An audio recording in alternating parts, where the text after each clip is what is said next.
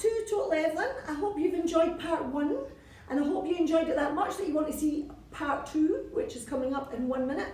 I just wanted to quickly say to you, I hope you're liking the videos that I'm putting out. I met Scott through Instagram. Basically what I was doing on Instagram is when I'm on live, I'm just inviting people to share their story because I'm sharing my story, so I'm wanting you to share your story. If you want to pursue your dream or you want me to promote you in some way, then I'm here just whenever you want to share your story.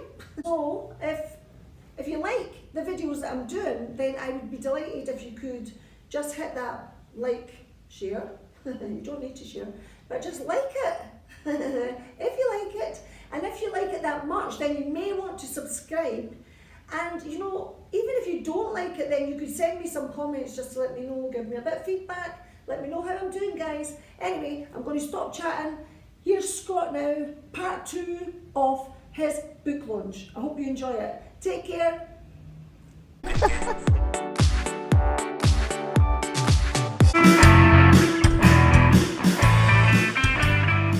You were really quite inspired by the Beatles.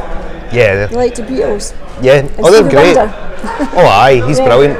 I mean, they're all great. The Beatles are very popular. It's the mention of the Beatles has pulled a crowd here. No, the Beatles are great. They're my favourite band ever. Do you like the Beatles?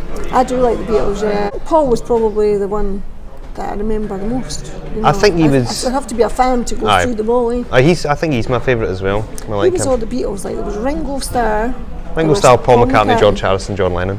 John Lennon, I loved John Lennon. Yeah, he's great. They're all But John great. Lennon, I loved him solo as well. Little pugs, how'd you get them to actually behave? Well, they're really well trained. Like we've got the one. We're going to get another one. We had 2, and one of them is in doggy heaven now, as we like to say.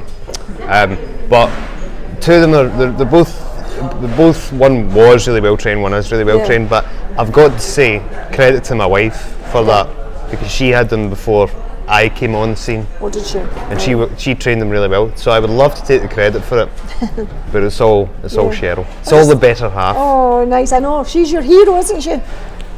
She really is. Yeah. She really is. I mean, if you think I'm an inspiration, which clearly I am, she takes it to a new level.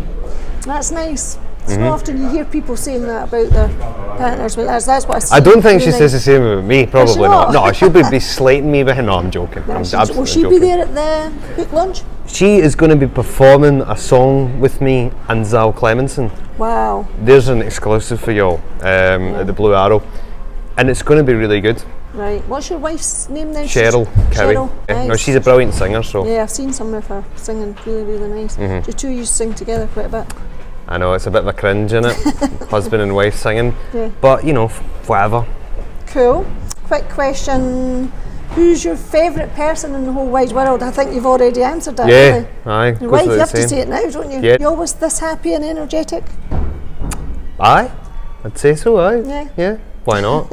I mean, it's difficult not to be excited about life when you're an author, particularly when you've just written the greatest book that anyone's ever written. So it's all good. Best festival you've performed in? Best festival? See, I need to be careful because my friends run festivals. Okay. And I might be offending one of them. But if you missed that, David had said that's what friends are for, offending. I'm going to use that quote. I don't know.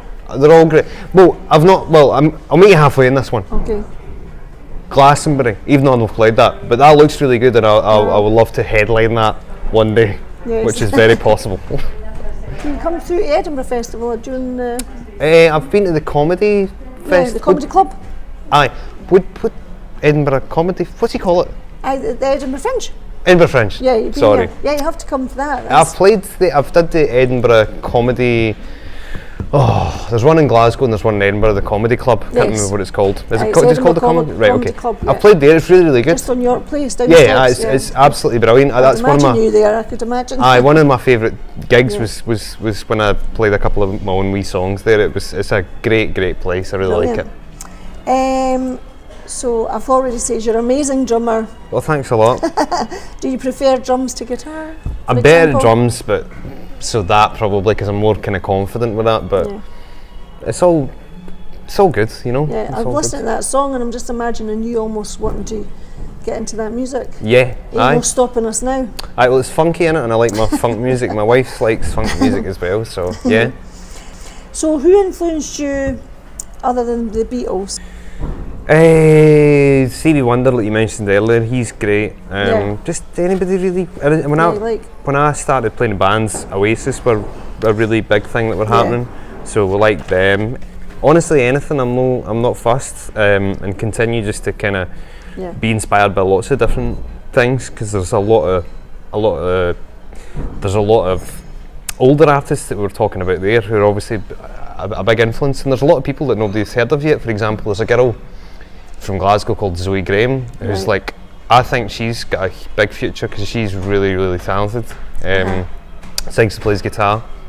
So she's one to watch out for, I would say. Fantastic. Where does all your ideas come from for your comic? For the comedy stuff? I don't really know. I suppose you just maybe hear something or draw something from some experience and decide that it'd be a good idea to write about it, or if you, I suppose a comedy song is essentially a joke in a different form, so if you kind of are, you just kind of hear a certain amount of words together that are quite funny, or the idea of a certain anecdote, that kind of, it could be from anything, or indeed it could be from a chord progression that I go, oh, I like that, I'll do something round about it, or a wee melody. That's just anything really. Yeah, cool. And what have you learnt through your experience? Like, what sort of opportunities? Well, I always say, what opportunities have you missed, and what golden opportunities can you remember? Sort of just really feeling like you wanted to nip yourself and going, oh wow, I managed this. Well, I think that if I don't really focus on, there's probably been lots of opportunities that I've maybe missed out on. But by the same time, you learn from missing out on that, so you know what to do better the next time. So you can either focus on that negative experience or draw something positive from it. Right, okay, well, I'm smarter today than I was yesterday because I missed out on that. So there's a certain amount of energy you can either give to that, focus too much on a negative point of view, or be more positive moving forward. You can probably tell that I'm an author, because I'm this articulate. I was just going to say, as I asked you that question, I was thinking, is it in that book? It's not in that. Well, it's not in this book, but there's plenty of even better things that are in this book that you can check out. But to be serious, you're kind of, I think that's the best way of looking at it, from as far as opportunities go and stuff like that. And I've been I'm having a laugh and a joke, but not that I'm famous or anything like that. But I've been really lucky to have some experience that I have done, so I've kind of been in the right place at the right time with different little opportunities that's came my way, but it's all good. Yeah, because you interviewed, who's the guy from Sex Pistols you interviewed? Glenn Matlock. How was that? Was that good? It was great. I've interviewed him twice because, I don't know if you heard the story, but I wanted to start a podcast and interview musicians because I really like music and I'm fascinated by it and want to know more about it, and still do. And then I was coming back, it was from America actually, I was coming back in a plane. I thought, I'm going to start a podcast and every week I'll put out content of me interviewing people, but the first guest is critical, getting a really good first guest so you can kind of move forward and have that kind of wee bit of kudos and credibility. So I was at the airport and I seen Glenn Matlock from the Sex Pistols at Heathrow, and I just thought, this is meant to be. I walked up to him. Golden opportunity. And I said, hey Glenn, you probably recognise me. I'm at that point I wasn't the greatest author. I am now. I didn't open with that line, but I just said, listen Glenn, Talk Music podcast from Scotland, you've probably heard of it. Do you want to be the next guest? Because there was no first guest. So he was the first guest, in fact. And he said, yeah, and he wrote down his number on a bit of paper, and I called him. He said, call me after Christmas. I called him on Boxing Day on whatever year it was, and he was my first guest. Wow. And then so as a result of that, I was able to kind of, hey everybody, Talk Music podcast. We've just had Glenn Matlock on from the Pistols, no big deal. I need you as my next guest, and Yeah. that person was Huey Morgan for the Fun Loving Criminals. Then it was Sandy Tom, who I played the drums for. Wow. Then it's just kind of That just snowballed opened from the there. doors for. It just opened the another doors, and then guest. everybody wanted to talk to me. You know. I'll need to try that one. Amazing. So, I love films. What's your favourite film? Right. Okay. The Hannibal Lecter films. So like Silence of the Lambs. I like that one, but for me the second one's better, which is called Hannibal. Oh, yes. Hannibal. Yeah. Innit? You'll know that. Do you like those films? I like the first one. The second one is more like kind of niche. Not everybody liked the second one. I liked that. Cool. We've got a filmmaker here. It's Yes, silly we not have. to bring him into that Yes. conversation. I like those films because Hannibal Lecter, the character's fascinating because he's really smart, and it's not like I suppose physically he's intimidating, but for a lot of villains, I think a lot of the time it's their physical capabilities that people find intimidating, but it's his intelligence that's the most intimidating, which makes for a fascinating character. Love it. Aye. So, who's your favourite comedian? Favourite comedian? Like, who do I like? Oh, Flight of the Conchords. They're a comedy band from New Zealand, or a comedy duo from New Zealand. They're amazing at the comedy songs. They're the best, actually. A lot of people think Tenacious D are the best. They're not. Flight of the Conchords are. Billy Connolly? Oh, Billy Connolly's course. very funny. He's very funny, I like him. Yeah. Aye. Cool.